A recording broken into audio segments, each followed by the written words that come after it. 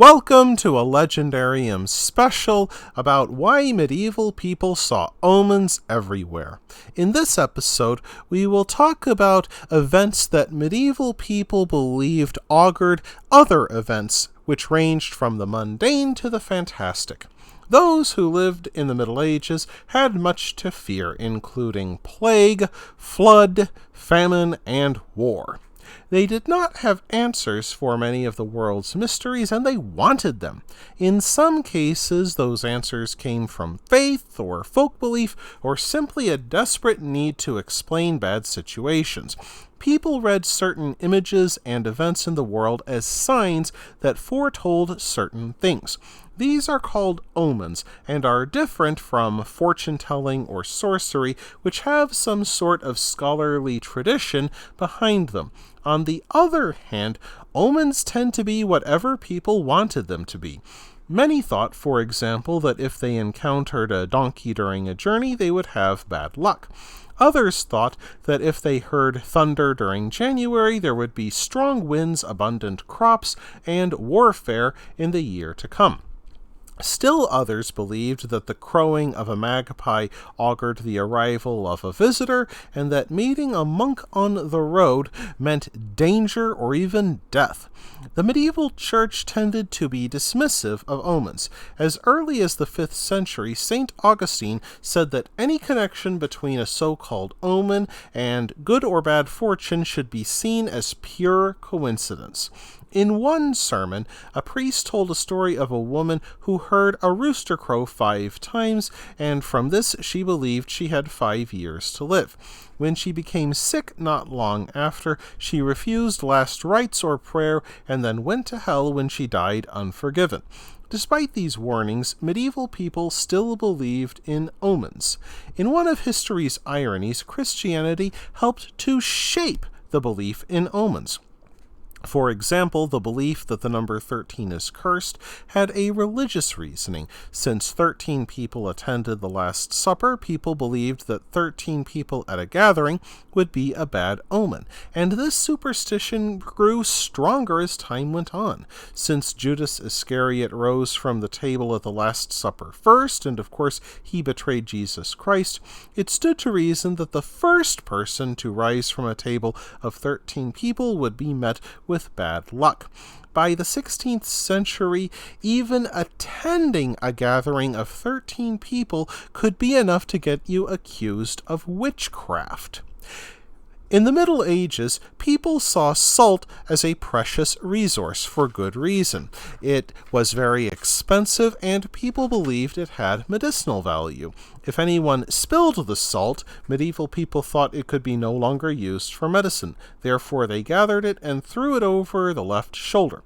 They believed doing so would blind the evil spirits said to follow people around.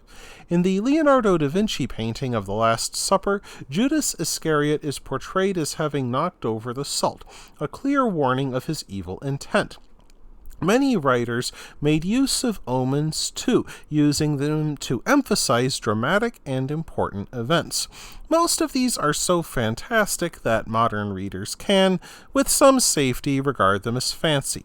For example, the Anglo-Saxon Chronicle notes that during the year 793, when Vikings first came to England, "This year came dreadful forewarnings over the land of the Northumbrians, terrifying the people most woefully.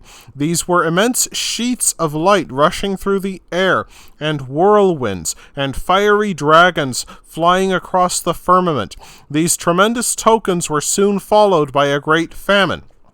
Similar omens are recorded before William the Conqueror's invasion of England in 1066, including terrible tempests that uprooted trees. One chronicler even wrote of a hairy star, now believed to be Halley's Comet, flying across the sky.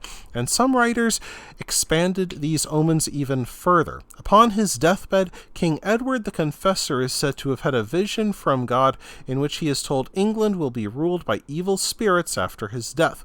When he asked God how long this time would last, he is told it will last until a lightning-shattered tree grows together and turns green on its own accord. Einhard, the biographer of Emperor Charlemagne, wrote that sinister signs and omens bedeviled the ruler during his last few years. He wrote of eclipses of the sun and moon, a black spot appearing on the sun for 7 days, and the gallery of Charlemagne's palace collapsing. During his last campaign against the Danes, Charlemagne saw a ball of fire dart across the sky, which so frightened his horse that the emperor fell to the ground. Omens or not, Charlemagne did die on January 28, 814, in a basilica where his name supposedly vanished from an engraving upon the stone. Centuries later, during the Black Death, the relatively sophisticated academics of the 14th century came up with a host of explanations for this catastrophe.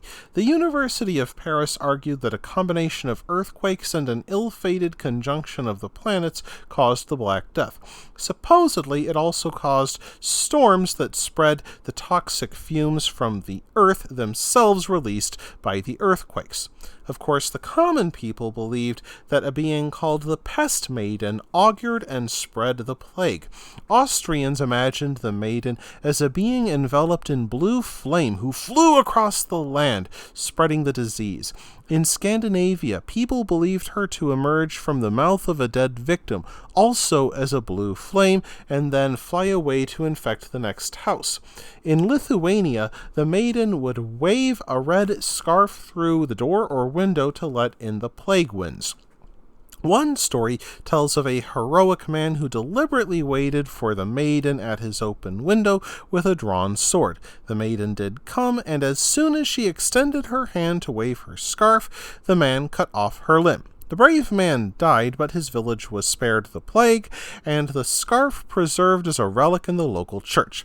It might be easy for modern people to dismiss such fantastic imaginings as nonsense, yet the persistence of belief in tarot cards and astrology shows that omens still command some respect in our supposedly rational age.